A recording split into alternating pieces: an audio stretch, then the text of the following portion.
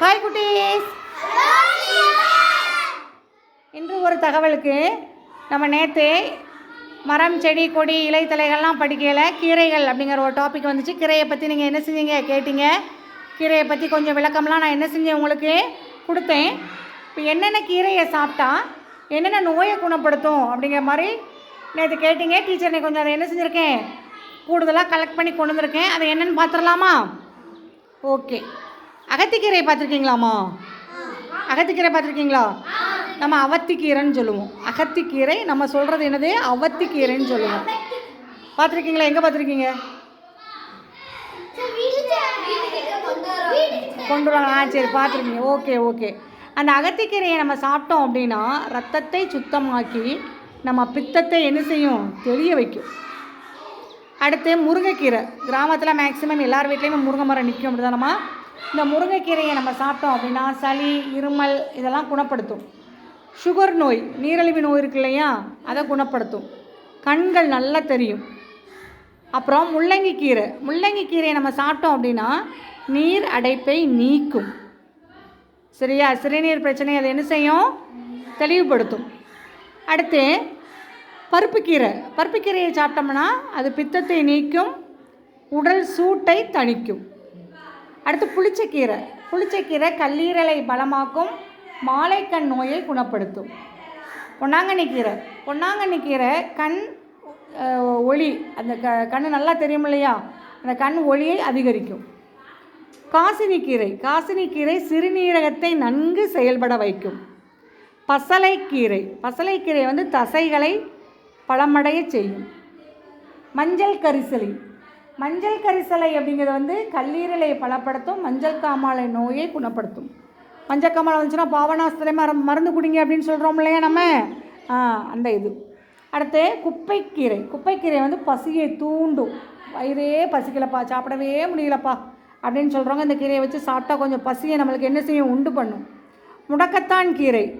முடக்கத்தான் கீரை இந்த காலு கை வாதம் மாதிரி பிரச்சனைகளுக்குலாம் என்ன செய்வாங்க அதை சாப்பிடுவாங்க. இப்போ அந்த குழந்தைங்கள்லாம் முடக்கத்தான் கீரையெல்லாம் சாப்பிட மாட்டுக்காங்க. அப்படிங்கிறதுனால என்ன செய்வாங்க, இப்போ கடைகளெல்லாம் நாட்டு மருந்து கடைகள்லாம் என்ன வச்சுருக்காங்க, பொடி மாதிரி வச்சுருக்காங்க. அந்த பொடியை என்ன செய்வாங்க தோசை மாவில் கலக்கி என்ன செஞ்சுருவாங்க தோசை சுட்டு சாப்பிட்ருவாங்க. சரியா? அடுத்து வல்லாரைக்கீரை. வல்லாரைக்கீரை மூளைக்கு பலம் தரும். சரி, நான் படிக்கலாம் மறந்துடுதுப்பா அப்படின்னு நம்ம என்ன செய்வோம் சும்மா சொல்லுவோம், படிக்கவே மாட்டோம். அப்படி தானே விளையாண்டுட்டே இருப்போம். கேட்டால் டீச்சர் நான் நேற்று படித்தேன் மறந்து போச்சு அப்படின்னு சும்மா சொல்கிறது. அப்படி தானேப்பா? அந்த வல்லாரைக்கீரையை சாப்பிட்டா மூளைக்கு என்ன செய்யும் பலம் தரும். புதினாக்கீரை. புதினாக்கீரை என்ன செய்யும் ரத்தத்தை சுத்தம் செய்யும், அஜீரணத்தை போக்கும். மணத்தக்காளி கீரை. மணத்தக்காளி கீரை என்ன செய்யும் வாய் மற்றும் வயிற்றுப்புண்ணை குணமாக்கும். சரியா? அடுத்து வெந்தயக்கீரை. வெந்தயக்கீரை மண்ணீரல் கல்லீரல் இதை நல்லா என்ன செய்யும் பலமாக்கும். இந்த கீரை வகைகளில் இன்னும் நிறையா இருக்குது. 40 வகை கீரைக்கு மேலே நமக்கு இருக்குது. இந்த கீரை வகையெல்லாம் சாப்பிட்டா நமக்கு இது மூலிகை மருந்து மாதிரி எவ்வளோ ஒரு எஃபெக்ட்டு. ஆனால் நாம் என்ன செய்ய மாட்டோம், காய்கறிகளையே சேர்க்க மாட்டோம். அப்புறம் எப்படி கீரை வகைகளை சாப்பிடுவோம்? சாப்பிடவே மாட்டோம். ஆனால் கட்டாயமாக என்ன செய்யணும், உணவில் டெய்லி உணவில் ஒரு கீரையை எடுத்துக்கிறணும்.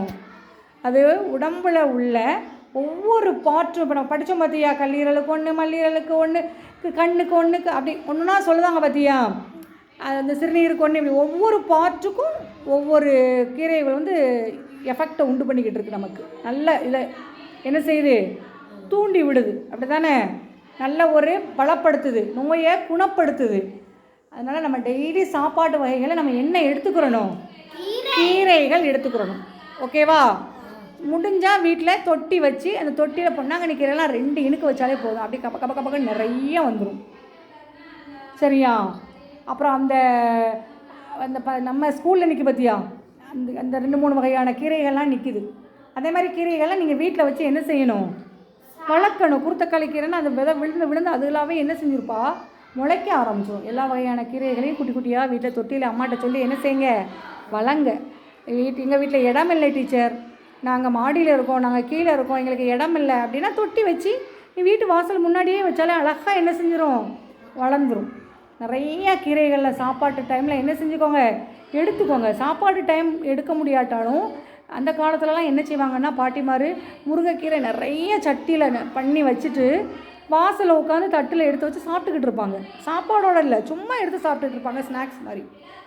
அது மாதிரி நம்ம என்ன செஞ்சுக்கிறணும், கீரை வகைகளை டெய்லி எடுத்துக்கிறணும், காய்கறிகளை டெய்லி என்ன செஞ்சுக்கிறணும், எடுத்துக்கிறணும். ஜங்க் ஃபுட்டுகளை தவிர்க்கணும். நீங்கள் அதை தான் நிறைய என்ன செய்திய சாப்பிடுவீங்க, அப்படி தானே? பீஸாங்கிங்க, பர்கருங்கிங்க, ஜிகர்தண்டாங்கிங்க, அப்படி தானே? மட்டன் சிக்கன் இப்படி தான் எங்களுக்கெல்லாம் தெரியும். நீங்கள் அதிலே லாலிபாப்புங்கிங்க, அப்புறம் இன்னும் என்னெல்லாமோ சொல்கிறீங்க, சுட்ட கறின்னு சொல்கிறீங்க, 65ங்கிங்க, என்னெல்லாமோ சொல்கிறீங்க. அந்த சாப்பாடெலாம் நம்ம என்ன செய்யணும், மேக்ஸிமம் அவாய்ட் பண்ணணும். கொஞ்சம் கொஞ்சம் என்ன செஞ்சுக்கணும், அதை எடுத்துக்கிறணும். மற்ற நேரம்லாம் கொஞ்சம் என்ன செஞ்சிடணும், அவாய்ட் பண்ணணும். நிறைய காய்கறிகள், வெஜிடபிள்ஸ் கேட்கணும். இந்த கீரைகளுடைய இந்த மகத்துவம் பார்த்திங்களா, மருத்துவ குணங்கள்லாம் என்னென்னு தெரிஞ்சுக்கிடுச்சா? நாளைக்கு இதே மாதிரி இன்னொரு டாப்பிக்கோடு நம்ம பார்ப்போம். ஓகேவா? ஓகே, பாய் ஸ்டூடெண்ட்ஸ்.